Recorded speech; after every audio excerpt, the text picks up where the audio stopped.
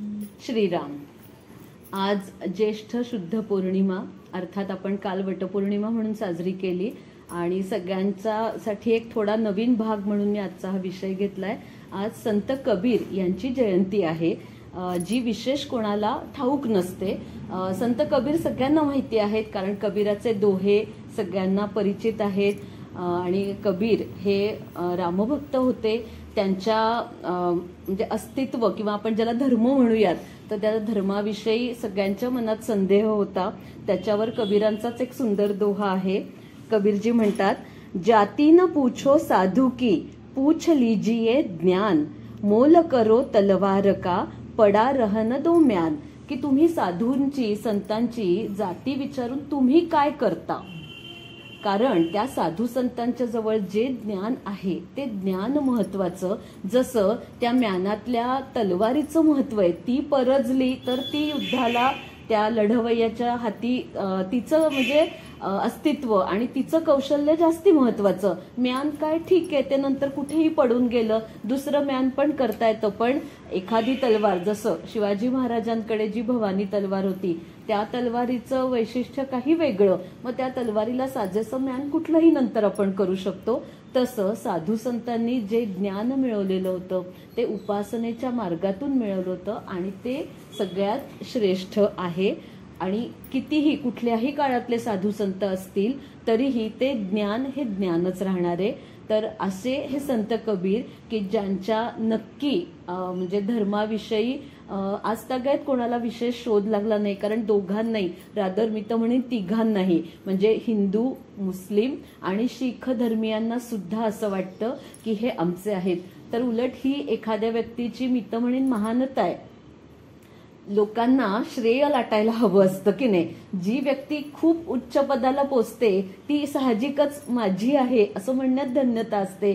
ज्याचं काही नाहीये, नाही नाही मी नाही ओळखत, रस्त्यातून सहजगत्या आम्ही असं क्रॉस करून निघून जातो, जाऊ देत ना, जाऊ देत, पटपट जातील, बरं झालं. फोनची एक तर आता छान सुविधा झाली आहे, मोक्याच्या वेळेला फोन बाहेर काढायचा आणि हॅलो करून बोलत बोलत जायचं, म्हणजे आजूबाजूनी अगदी शेजारून जरी गेल्या तरी लक्ष नाही, मी फोनवर बोलत होते, खूप बिझी होते ना, म्हटलं की संपलं.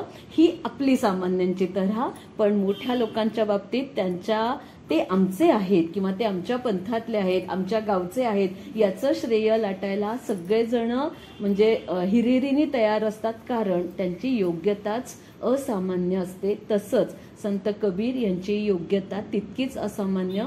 आणि त्यांचा आता जन्माविषयीची एक सुंदर सगळी कथा भाग आणि थोडासा त्यांचा पुढचा भाग मी असं सगळं घेणार आहे, कारण त्यांचा जन्म मुळातच कसा झाला याच्याविषयी अनेक वदंता आहेत.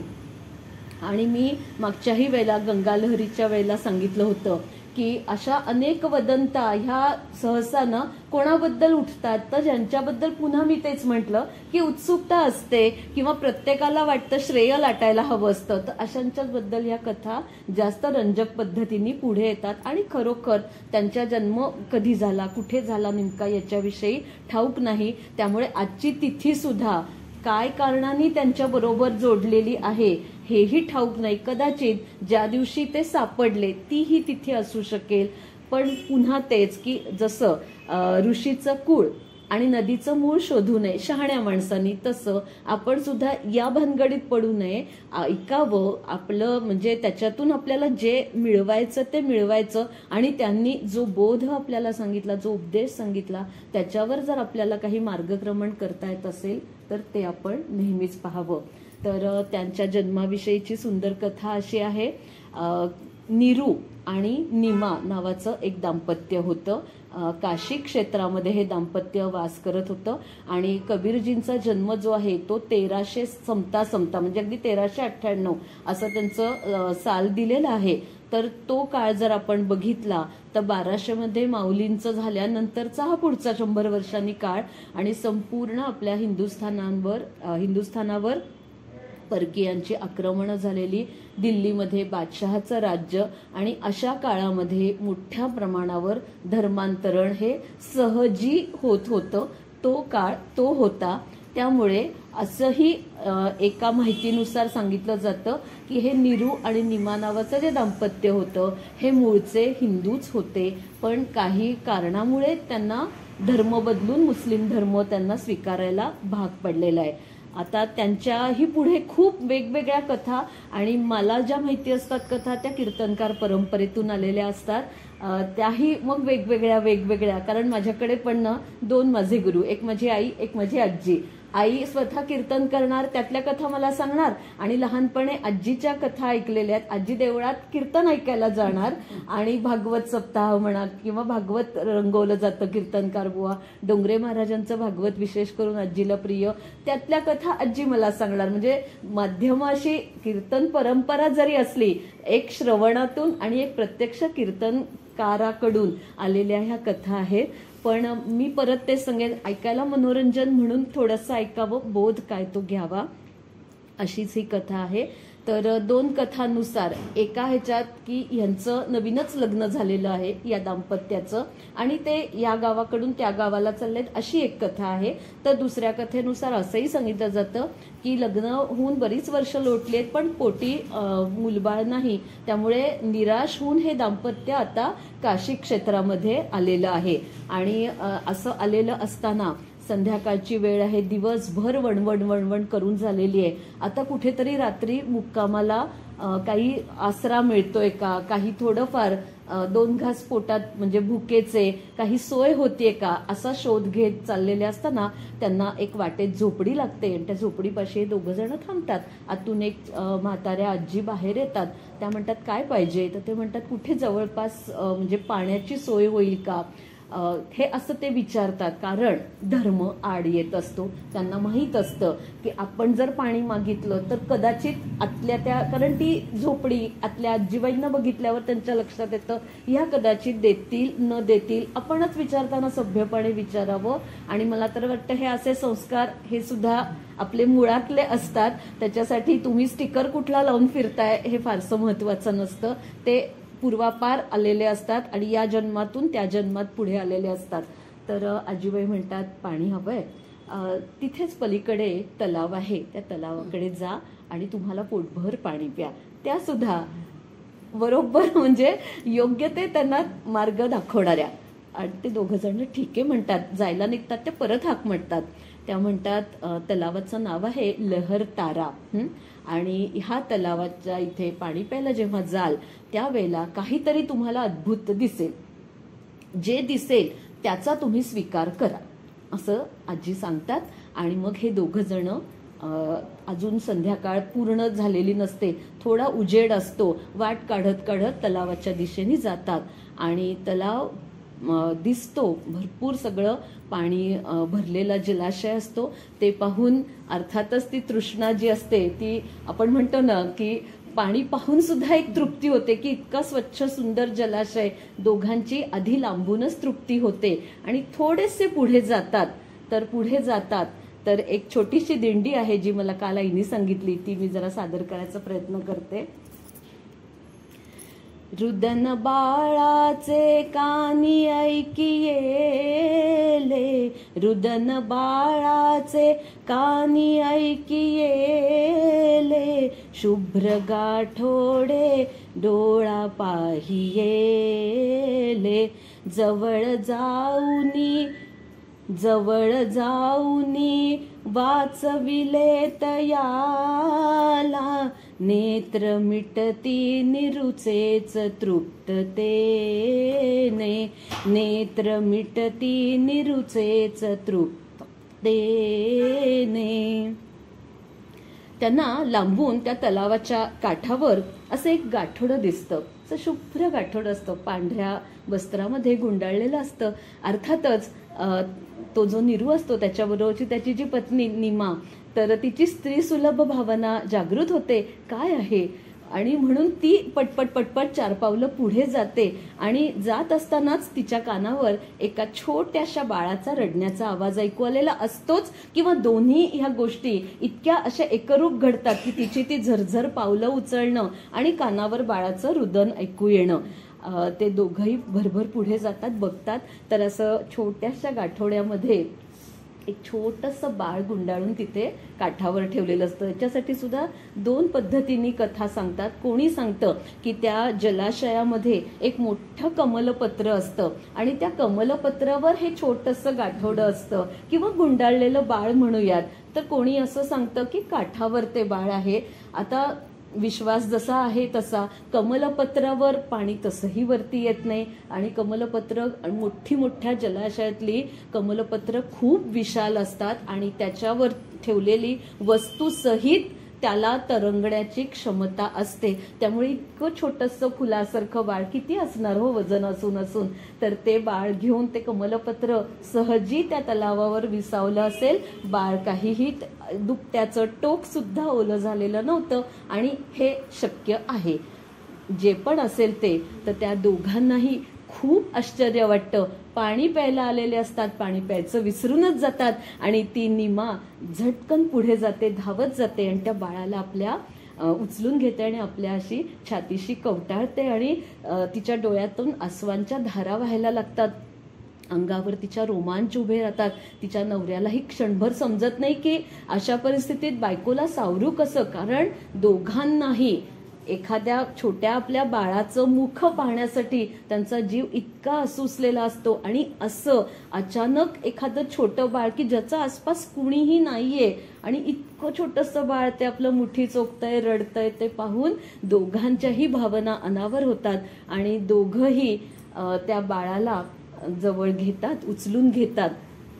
आणि आता काय करायचं ह्या बाळाचं हा प्रश्न आहेच. पण मग ती बायको धिटाईने म्हणते की हे बहुतेक बाळ परमेश्वरानेच आपल्याला दिलंय, कोणी दिसत नाहीये याचं आजूबाजूला आणि आपल्यालाही बाळ हवंच आहे, आपण घेऊन जायचं का हे बाळ घरी. अर्थातच दोघं जण म्हणतात की हो चालेल ना, म्हणजे ठरवतात आणि आपल्या घरी परत येतात. पाणी प्यायचं तर दोघंही विसरून गेलेले असतात. घरी येतात. आता दुसरा दिवस उजाडतो. गावामध्ये नक्कीच चर्चा होणार की अचानक हे बाळ कुठून आलं, काय आलं. पण ते त्या गावामध्ये अनोळखी असतात, त्यामुळे ते फारशी काळजी करत नाहीत आणि त्यात 1-2 दिवस तिथे मुक्काम करून पुढे पुन्हा आपल्या गावाकडे परत जातात. आता परत गेल्यानंतर प्रश्न येतो, बाळ किती दिवसांचं आहे, काय आहे, काहीच ठाऊक नाही. बाळाच्या तहान भुकेचा प्रश्न तर निमा सोडवत असते, कुठून तरी अंगडी टोपडी मिळवते, बाळाची सगळी व्यवस्था मार्गी लावलेली असते. पण आपल्या रीतीनुसार, धर्मशास्त्रानुसार बाळाचं नामकरण करायला पाहिजे असं म्हणून ते गावातल्या मग काझीकडे जातात आणि त्याला सांगतात की आमच्या पोटी जो पुत्र झालेला आहे तर याचं नामकरण आम्हाला करायचं आहे, तर तुम्ही आमच्या घरी यावं असं म्हणून दुसरा चांगला दिवस बघून काझी त्यांच्या घरी येतात.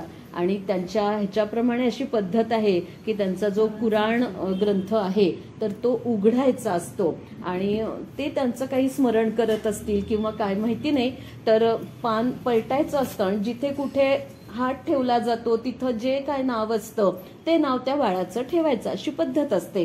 तर त्याप्रमाणे 3 नावं ते आधी मुळातच ते काझी जेव्हा येतात, बाळाचं मुख पाहतात तेव्हाच त्यांच्या म्हणजे मुखातून थोडेसे रागीट किंवा त्रासिक असे उद्गार बाहेर पडतात. काय त्या बाळाकडे बघून त्यांना वाटतं ठाऊक नाही, पण त्यांच्या चेहऱ्यावरचं सगळं समाधान मात्र लुप्त पावतं. आणि मग आता सगळे लोक बसलेले असतात, आतुरतेने वाट बघत असतात की हे बाळाचं नाव काय सुचवतायत असं म्हणून मग ते 3 नावं सुचवतात. त्यातलं पहिलं नाव असतं कबीर, दुसरं नाव असतं कुर्ग असं काहीतरी आणि तिसरं नाव असतं अकबर. अशी 3 नावं असतात. त्याच्याप्रमाणे मग अर्थातच निरू आणि निमा म्हणतात आम्हाला अर्थ सांगा या तिन्ही याचा. मग ते अर्थ सांगतात. आधी उरलेल्या 2 नावाचा सांगतात. ते म्हणतात कबीरचा अर्थ काय आहे. तर ते काझींचा चेहरा पुन्हा क्रुद्ध झालेला असतो, बदलतो आणि अगदी असं एखादी गोष्ट आपण नाईलाज म्हणून सांगतो त्या पद्धतीनं ते सांगतात. ह्याचा अर्थ आहे परमात्मा, म्हणजे जो आपल्याला ज्याचा ठाव नाही किंवा आता ते त्यांच्या भाषेत बोलले असतील, आपण हे समजून घेतो आहोत. तर मग अर्थातच ह्या दोघांना खूप आनंद होतो की इतकं सुंदर नाव आपल्या बाळासाठी आलेलं आहे, आता हेच नाव ठेवायचं असं म्हणून ते म्हणतात की आम्हाला हेच नाव ठेवायचंय. त्या काझी असं थोडंसं नाईलाजानीच परवानगी देतात, कारण काय माहिती शेवटी त्यांचाही त्यांच्या ह्याच्यातली काहीतरी उपासना असेल, पुढचं त्यांनाही भाकीत जाणवत असेल आणि म्हणून त्यांचा जो काही चेहरा मोहरा बदलला, सगळा रंगच उडालेला असे ते ठीक आहे म्हणतात, जी तुमची इच्छा. आणि मग परत निघताना मात्र ते म्हणतात 2 मिनिटं इकडं या. एक महत्वाचं सांगायचं आहे की हे जरी त्या शक्तीचं जरी नाव असलं तरी हा मुलगा तुमच्यासाठी आणि कोणाहीसाठी, मुळात म्हणजे आपल्या धर्मासाठी सुद्धा हा नाही योग्य. तुम्ही याचा वध करा. आणि तलवारीने मारायचं, नुसतं नाही. पाण्यात सोडून द्यायचं नाही, गळा दाबायचा नाही, काही नाही करायचं, शिरच्छेद करायचा. इतक्या छोट्या बाळाचा आता काय करावं, पण सगळ्यांच्या साक्षीने सांगितल्यामुळे हे प्रमाण मानून हे करणं पण भाग, नाहीतर गाव त्यांना वाईट टाकणार.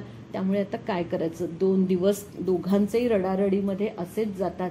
3रा दिवस उजाडतो. एक जण भेटून अडून चौकशी करत असतात. काय काझीबाबांनी सांगितलं त्याच्यावर काही अंमल केलाय की नाही.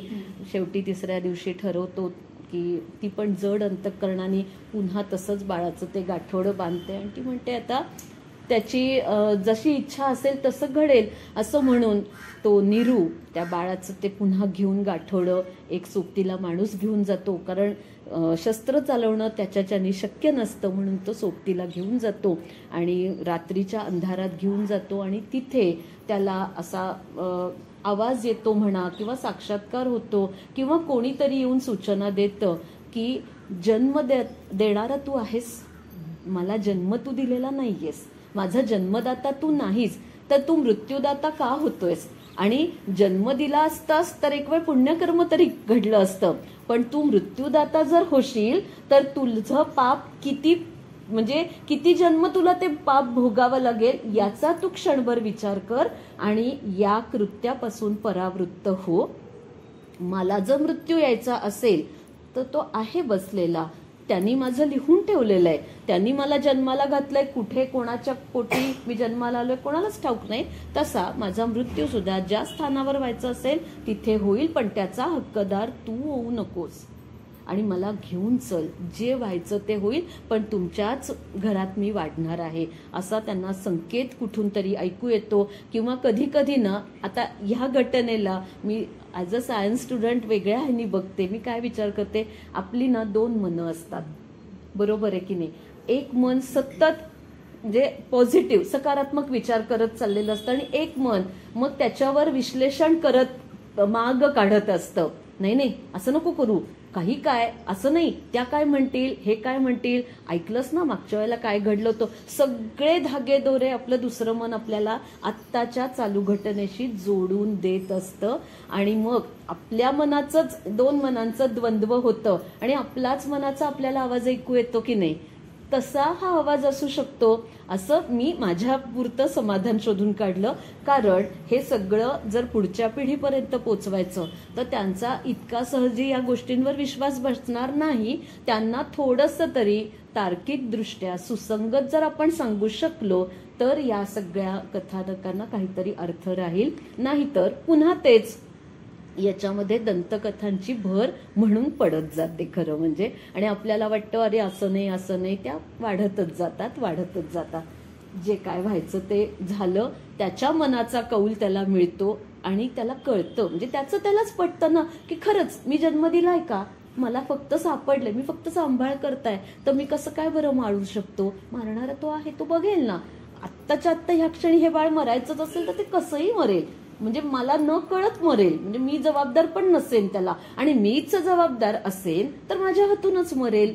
माझी इच्छा का होत नाहीये त्याला मारायची. बरोबर मी माणूस पण घेऊन आलोय, म्हणजे माझे हात थरथरणार आहेत, मला नक्की 100% मी शस्त्र उचलू शकणार नाही. बरोबरचा माणूस निर्विकार आहे, त्याला काय फरक पडतो, तो मारेकरीच आहे, तो एका क्षणात घाव घालेल, संपेल. पण काहीच घडलेलं नाही, आपण ह्या बाळाला सांभाळायचं असं म्हणून ते 2 जण त्या बाळाला घेऊन येतात आणि ते 2 जण विणकर असतात. त्यामुळे हळूहळू कबीर विणकर या घराण्यात त्याचा पुढचा सगळा पालनपोषण चालू होतं.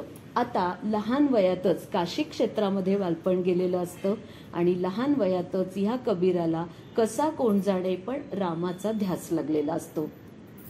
कबीराचे विणतो शेले, कौसल्येचा रामबाई, कौसल्येचा राम. आपल्याला हे पद माहिती आहे की त्या रामाने पुढे जेव्हाही, म्हणजे फक्त शेला विणायला इतक्या छोट्या गोष्टीसाठी राम त्याच्या मागे नाहीये उभा राहिला, तर अशा अनेक अडचणींना किंवा लोकप्रक्षोभाला जेव्हा जेव्हा कबीर सामोरे गेले असतील तेव्हा तेव्हा जे जे म्हणून असं फाटत आलेलं असतं ते सगळं सांधून त्याचा पुन्हा चांगला शेला, म्हणजे आपण म्हणतो ना आयुष्याची घडी वारंवार बसवावी लागते, ती घडी म्हणजे काय आहे, तो शेला आहे ना. आणि मग तो कधी कोणाचा भरजरी असतो, कधी त्याच्यावर सुंदर नक्षीकाम केलेलं असू शकतं, तर कधी एखाद्याचा जाडा भरडा पण असू शकतो, पण त्याच्यासाठी तो शेला असतो आणि तो वारंवार आपल्याला त्याचं पण धागे दोरे जुळवत जुळवत तो असा धडका ठेवण्याकडे आपली खटपट असते. ते त्या प्रत्येक क्षणी राम कबीरजींच्या पाठीमागे आयुष्यभर उभे राहिलेत आणि ह्याच रामाचा लहान वयात कबीरजींना ध्यास लागला होता आणि त्यांना असं वाटत होतं की एकूणच आपल्याला रामाचं दर्शन व्हायला पाहिजे, पण हे कसं होणार. म्हणून मग ते काशीमध्ये असल्यामुळे अनेक आपले सगळे त्यांना पंडित तिथं भेटायचे. गंगेच्या काठावर गेलं की ज्याला त्याला ते विचारत फिरायचे, मला राम कुठे भेटेल, किंवा तुम्ही मला राम दाखवू शकाल का, किंवा तुम्ही माझ्यावर कृपा कराल का की जेणेकरून मला रामाचं दर्शन होईल. तर अर्थातच एकंदर सगळा असा त्याचं वेशभूषा अशी असणार ना की बघूनही आपल्याला वेशभूषा कळते हा आपला नाही, म्हणून कोणीही त्याला म्हणजे आपल्या समोरही उभं करत नसतं. आणि तो लहान असताना एकदा असाच गावातल्या एका राम मंदिरामध्ये गेलेला असतो. अशी एक कथा आहे की तिथे ते पुजारी त्यांना माहिती नाही, एक छोटं बालक आलंय म्हणून त्याच्या कपाळी ते अष्टगंधाचा टिळा लावतात आणि राम म्हणतात. आणि एकदा दोनदा तीनदा 3 दिवस असा टिळा लावल्यावर मग मात्र लहान वयापासून कबीरजींना वाटतं की हा राम हा माझ्या आहे, माझ्या भाग्यात आहे राम, ही त्यांची दृढ निष्ठा पक्की झालेली असते आणि त्यांना ध्यास शोध रामाचा असतो. आता कसं काय, रामाचा ध्यास नुसता असून उपयोग नाही, तर त्याच्यापर्यंत पोचण्यासाठी हर प्रयत्न त्यांचे करून होतात, पण त्यांना अजूनही यश मिळत नसतं. आणि मग त्याच दरम्यान त्यांना असं कळतं की काशी क्षेत्रामध्ये रामानंद स्वामी म्हणून खूप मोठे आलेले आहेत आणि ते रामभक्त आहेत आणि खूप त्यांची योग्यता आहे. तर या रामानंदांचा अनुग्रह मिळवण्यासाठी आता बालकबीराची खरं म्हणजे धडपड चालू होते. अनुग्रह मिळावा कसा, एवढी सोपी साधी गोष्ट आहे दुकानात जाऊन काहीतरी विकत घेण्या इतकी, आणि त्याच्यात धर्म ही तर खूप मोठी दरी असल्यामुळे ही एवढी सगळी पार करून ह्या रामानंदांपर्यंत पोचावं तरी कसं. 2दा 3दा भेटीचा असा समोरासमोर योगही येतो. अर्थातच तेही बिचकून असतात की चुकून आपली सावली यांच्यावर पडायला नको, खूप महान व्यक्ती आहे आणि जर ते जर आधीच नाराज झाले तर माझी तर कुठंच म्हणजे इथं पत्रासही लागायचे नाही, कसं करावं. मग बालवयातच निरीक्षण शक्ती अफाट असते, त्याच्यातून ते असं बघतात की रोज पहाटे अगदी भल्या पहाटे हे इथे गंगेवर स्नानासाठी येतात, शोधतात, आपला मार्ग त्यांना सापडतो. ते त्यांच्या येण्याच्या मार्गावर पहाटे म्हणजे रात्रीच तिथे जातात आणि आडवे पडतात, झोप लागलेलीच नसते, कारण काय माहिती घड्याळ कुठे आहे ना, कुठल्या क्षणी रामानंद असे इथून येतील जातील तर त्यांचं काही दर्शन होईल, त्यांच्या पायावर मला डोकं ठेवता येईल, हा एक मनात विचार. आणि वाटेत झोपतात. पहाटे नेहमीप्रमाणे रामानंद स्नान करून गंगेहून परत येत असताना हा पायातच असतो, त्यामुळे पाय लागतोच, अडखळला जातं आणि त्यांच्या मुखातून राम असं बाहेर येतं, श्रीराम असं. आपलं जसं प्रत्येकाचं ना असं काहीच घडलं की तोंडातून काहीतरी शब्द बाहेर येतो, आपण सहसा ऐग म्हणतो, पण संत महात्म्यांच्या मुखातून त्यांच्या भगवंताचंच नेहमी नाव येत असतं आणि बस कबीरजींना ते समजतात, हाच आपला अनुग्रह, रामाचा आपल्याला अनुग्रह मिळाला. आणि असं असतं की त्यांच्या पायातल्या खडावांचा स्पर्श कबीरजींना झालेला असतो, ते तत्काळ उठतात आणि त्यांच्या पायावर नतमस्तक होतात. असं म्हणतात की आपलं जे पाऊल असतं की नाही, तर त्या पावलाचं म्हणजे संत महात्म्यांच्यासाठी पावलाचा पुढच्या भागाला जर तुम्ही चरणस्पर्श केला तर तो प्रपंचाचा असतो, तिथे करू नये. आणि पावलाच्या मागच्या बाजूला चरणस्पर्श करावा जेव्हा आपण पावलां म्हणजे योग्य व्यक्तीच्या खऱ्या पावलांवर पाय टेकवतो. आणि म्हणून खडावा किंवा गुरुपादुकांचं महत्व काय की त्या पावलाला म्हणजे फक्त त्यांचा स्पर्श झालेला असतो आणि अध्यात्म परमार्थ हे नेहमी मागे असतं. प्रपंचच पुढे पुढे पुढे पुढे येत असतो ना, तो पार केला तर अध्यात्म मागे येणार आहे. म्हणून खडावा किंवा गुरुपादुका यांचं अनन्यसाधारण महत्व आहे. आणि बरोबर त्यांच्या पायातल्या खडावांचा स्पर्श कबीरजींना होतो, ते त्यांना नमस्कार करतात आणि रामानंद पाहतात. पुन्हा एकदा ते श्रीराम म्हणतात. आता जे घडायचं ते घडून गेलेलं असतं, त्यामुळे ते म्हणतात रामा तुझी इच्छा, आणि ते निघून जातात. कबीरजी तेव्हापासून रामनामाचा ध्यास त्यांना जडतो आणि रामनामाच्या भक्तीमध्ये ते अखंड त्याच्या चिंतनामध्ये असतात. आता असं आहे की पुढच्या काळामध्ये कबीरजींनी अनेक सुंदर सुंदर दोहा ही रचना, जसा आपला श्लोक आहे तशी त्या भाषेतली ही दोहा ही रचना आहे आणि जी खूप लोकप्रिय झाली. साध्या साध्या शब्दातून रोजच्या घटनातून हे दोहे लोकप्रिय झाले, सगळ्यांपर्यंत पोचले. कारण त्यांनी कुठल्याही प्रथित यश शाळेत जाऊन शिक्षण घेतलेलं नव्हतं, जीवनाच्या पाठशाळेत घेतलेलं सगळं शिक्षण आणि सहजगत्या मनाला जे भावलं, जे चटकन ओठी आलं ते हे दोहे आहेत. आणि असे त्यांचे दोहे खूप वेगळ्या वेगळ्या प्रकारचे त्यांच्या पुढे येणाऱ्या शिष्यांनी संग्रहित केले, म्हणून खरं म्हणजे ते आपल्यापर्यंत पोचले. नाहीतर कबीरजी लिहायला वाचायला त्यांना काहीही येत नव्हतं. आणि मोठ्या संतांच्या बाबतीत मला दरवेळेला असंच वाटतं, आपण एवढंसं आता माझा हा चिठोरा मी किती जपून जपून आणलाय, म्हणजे किती आपण जपणूक करतो. ह्या लोकांनी खरंच विचार सुद्धा केलेला नसतो. 100, 200, 500, 1000 दोह्यांची रचना झाली. कोण लिहून घेईल, कोण ती वही जपून ठेवेल, ती वही जाईल का पुढच्या पिढीपर्यंत, याचा विचार ते करत नाही. विचार करणारा सुद्धा तो वर बसलेला असतो. आणि कबीरजींचे अनेक दोहे म्हणा किंवा त्यांचं जे काही संग्रह आहे तर तो गुरुग्रंथ साहिबमध्ये सुद्धा त्याचा त्यांनी समावेश करून घेतलेला आहे. आपल्या पण धर्मात आहे, मुसलमान धर्मामध्ये सुद्धा त्यांचं बरंच वाङ्मय प्रसिद्ध आहे.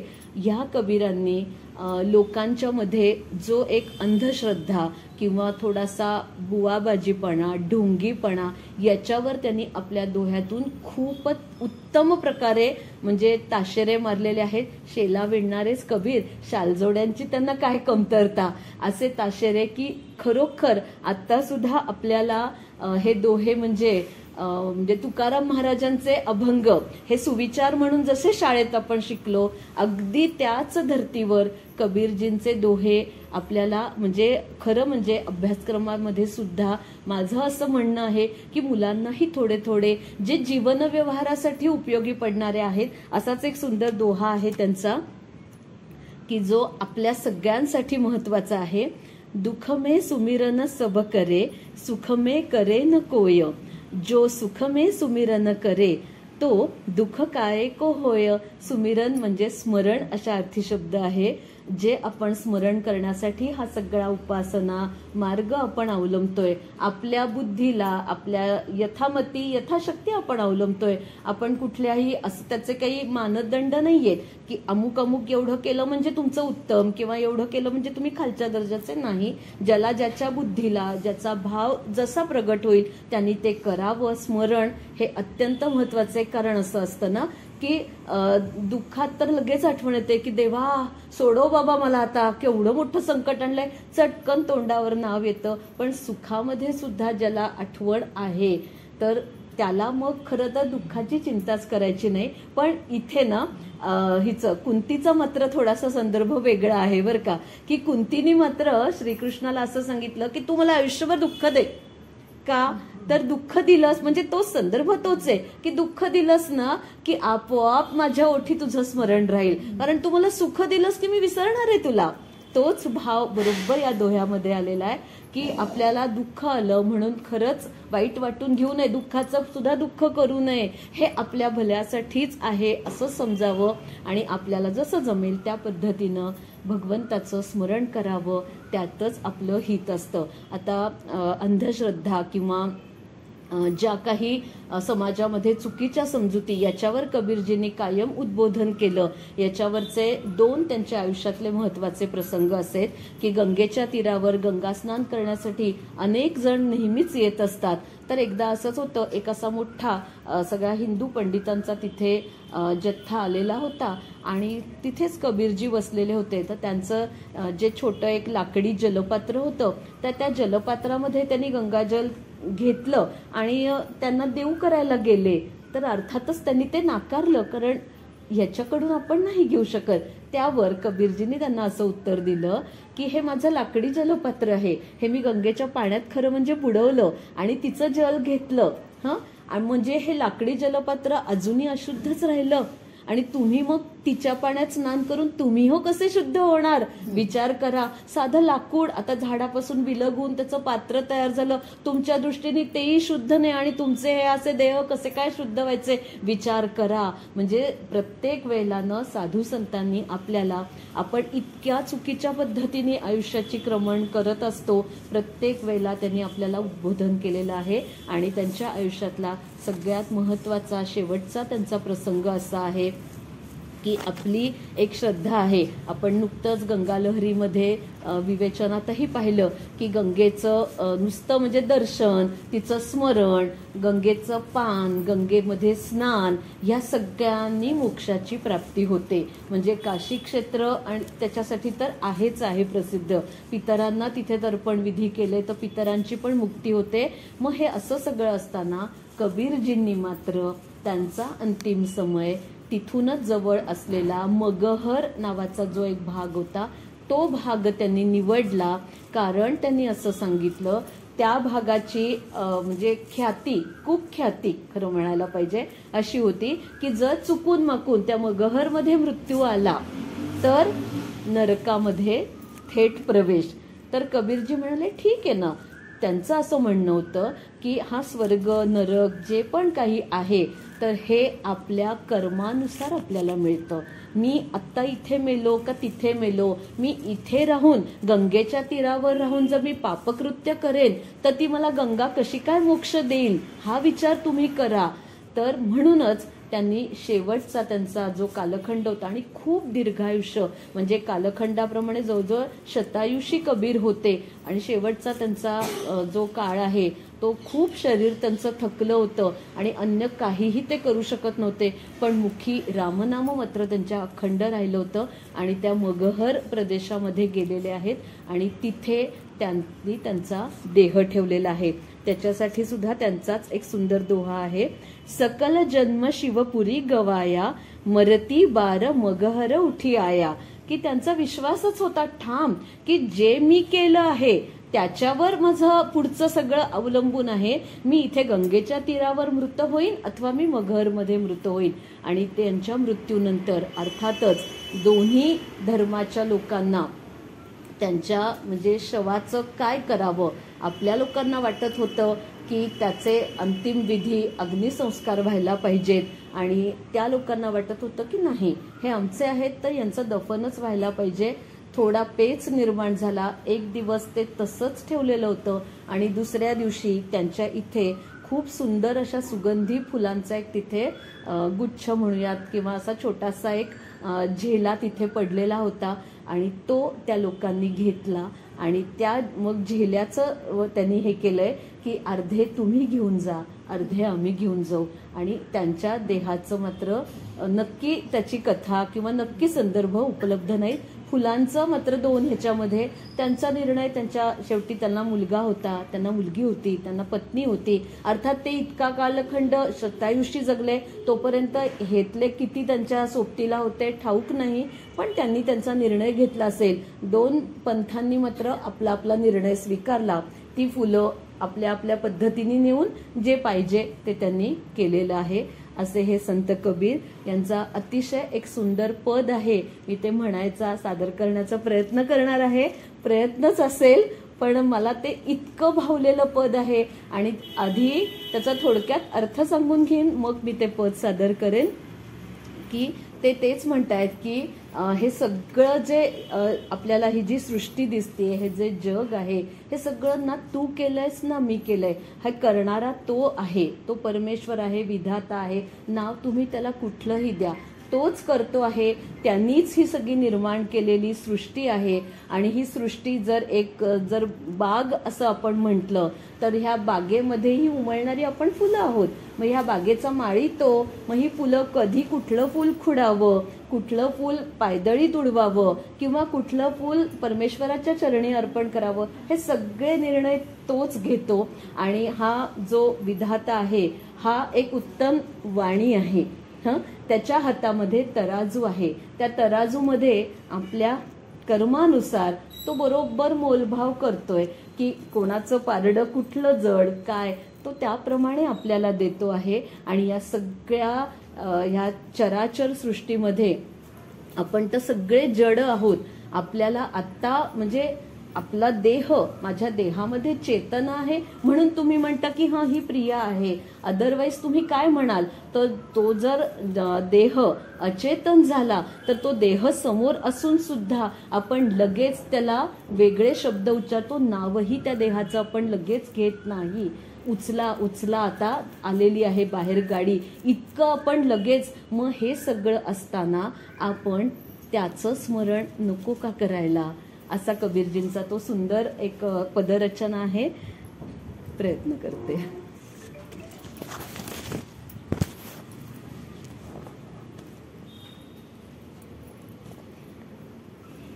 घट घट में पंछी बोलता, पंछी बोलता. घट घट में पंछी बोलता, पंछी बोलता. आप ही डंडी आप तराजू, आप ही डंडी आप तराजू. आप ही बैठा तोलता, तोलता.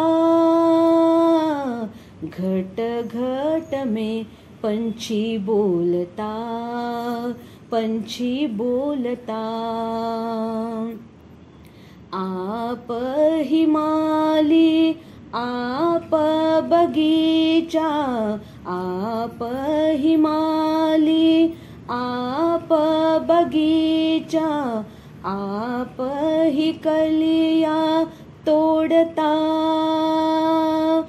तोड़ता, तोड़ता. घट घट में पंछी बोलता, पंछी बोलता. सब में सब पर आप बिराजे, सब में सब पर आप बिराजे. जड़ चेतना में डोलता, जड़ चेतना में डोलता. घट घट में पंछी बोलता, पंछी बोलता. कहता कबीर सुनो भाई साधो, कहता कबीर सुनो भाई साधो. मन की कुंडी खोलता, खोलता, खोलता. घट घट में पंछी बोलता, पंछी बोलता, पंछी बोलता, पंछी बोलता. श्री राम.